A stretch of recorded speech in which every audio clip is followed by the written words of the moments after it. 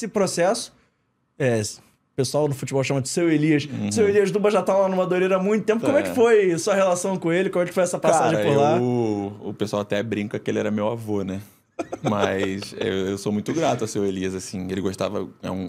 sempre me tratou super bem. Nunca foi de... O Seu Elias é aquele cara mais da antiga e tal. Ele nunca foi um cara de ter tanto laço, assim, mais próximo com jogadores e tal, mas... Comigo, sabe, a minha ida pro Vasco, ele fez questão de me ligar pessoalmente e explicar que tava negociando a minha ida e tal. Sempre foi um cara que me tratou super bem. Eu sou muito grato ao Madureira, cara, e principalmente ao Seu Elias, sabe? Eu sempre tive um excelente relação. Nunca fui na casa do Seu Elias jantar, mas nossa relação era uma relação muito legal, assim. Eu sou muito grato a ele. A gente vê que o Seu Elias dá bastante no Madureira. Tinha uma galera antiga que fala, pô, o Seu Elias é um pai pra mim. Você já vai ter o Seu Elias é um avô. É um avô. já tô em outra geração, é avô. Não tem jeito. É meu avô. Mas, pô, como eu disse, assim, eu sei porque a galera que tava à minha volta, assim, até brincava. Pô, ele nunca foi um cara de...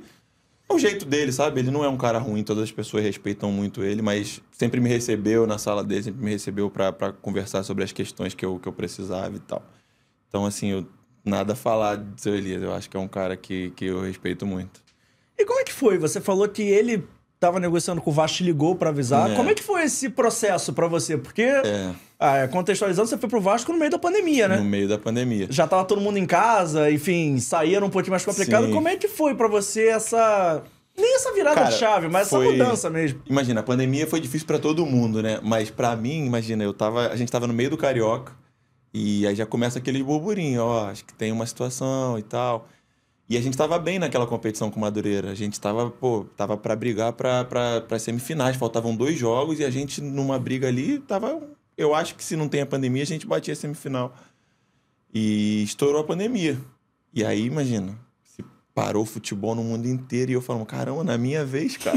Eu já ouvindo falar que tava indo pro Vasco e tal, falei, beleza, na minha vez estourou uma pandemia. Minha vez de ir pra um time legal, sabe? Pra um time grande e tal. Então, assim, quando estourou a pandemia, ficou aquela incerteza. Eu falei, poxa, realmente tinha uma situação, mas eu não sei agora, né? Restavam 2 jogos do Carioca ainda, um deles era contra o Vasco. Foi, inclusive, o jogo da volta da pandemia, não foi? O primeiro jogo da volta da pandemia foi Vasco Madureira, não foi? Foi o primeiro jogo da volta em São Januário. São Januário, teve aquele problema todo de transmissão. Foi, 1-0 Vasco. Exatamente, foi o jogo da volta. Logo em seguida a gente jogou contra o Resende.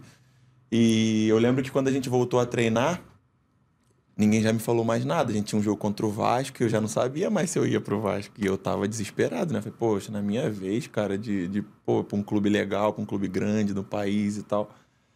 Mas eu lembro que aí antes do jogo o Seu Elias me ligou e falou, faz um jogo legal e tal, que eles estão vendo você e tal.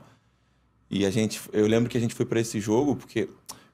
Como os contratos tinham uma data, os clubes pequenos geralmente fazem um contrato de duração mais curta e tal, a gente voltou da pandemia só com garotos da casa. Muitos garotos que nunca tinham jogado no profissional e subiram pra ficar com a gente. E eu falei assim, pô, como é que vai ser esse jogo, cara? Sem ritmo. Sem ritmo, com um monte de garoto. A gente só tinha jogadores da base. Eu na época, tinha 20 anos, eu era um dos mais velhos do time naquela época.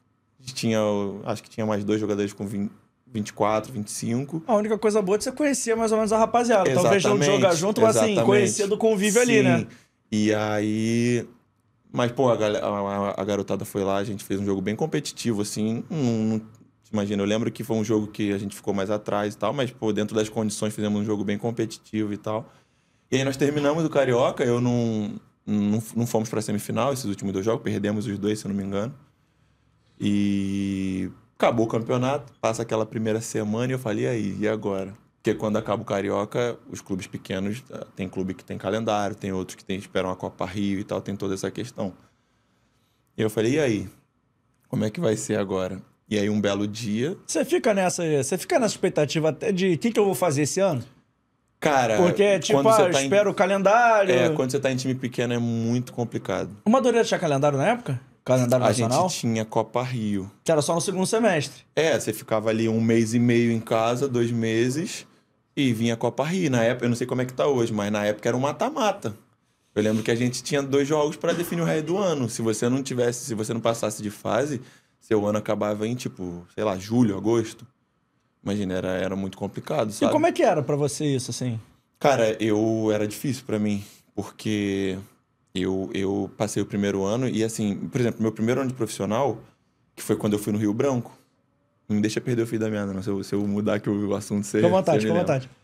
O meu primeiro ano de profissional foi assim, a gente terminou o Carioca, eu joguei poucos jogos, assim, recebi até uma proposta de fora, mas o seu Elias na época, não vai vir uma melhor aí, imagina, não veio melhor. E foi quando aí o treinador que tava com a gente no Carioca foi lá pro Espírito Santo, que aí foi quando ele me ligou e falou, ó, aí a gente jogou a Copa Rio, foi eliminado na primeira fase e falou, ó, você vai ficar sem calendário, vem pra cá ficar comigo, manter o ritmo e tal. E aí eu fui lá, foi quando eu conheci ela até. Sério? É, foi onde eu conheci ela. Foi assim? Foi quando eu conheci minha esposa. O treinador me ligou e falou, vem pra cá e tal. Eu falei, pô, Espírito Santo e tal, sabe? Aquela coisa assim, porque, imagina, é um mercado que não é muito visto e tal.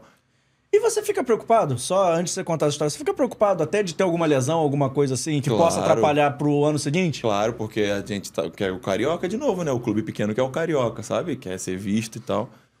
E aí ele falou, pô, vem pra cá, você vai ficar aí parado, pô, a gente tá montando um time legal aqui e tal. Eu falei, pô, não sei, aí fiquei meio assim e tal. Aí acabou que fui e conheci minha esposa que tá valeu comigo. A pena. Valeu a pena, é. E logo em seguida eu voltei, que foi esse Carioca, que logo em seguida, o próximo Carioca, eu fui pro Vasco. Mas ela veio contigo já? A gente começou a namorar quando eu tava lá, e a princípio a gente ficava esse namoro à distância. 15 dias ela ficava comigo aqui, 15 dias ela ficava lá. Como é próximo, é 40 minutos daqui de avião, assim, então... Era mais tranquilo. Era mais tranquilo, é. E foi logo em seguida a gente foi pra esse coisa. E aí vi esse próximo Carioca, onde a gente foi bem, contou toda a história da pandemia. E acabou esse corte? Então calma aí. Antes de eu ir embora, não esquece de se inscrever no canal, ativar o sininho da notificação, deixar o seu like e o seu comentário e, claro, seguir as nossas redes sociais. A gente tá no @ForaDoJogoCast em todas as redes sociais, mas pelo visto, estamos expulsando, então vai, me ajuda aí!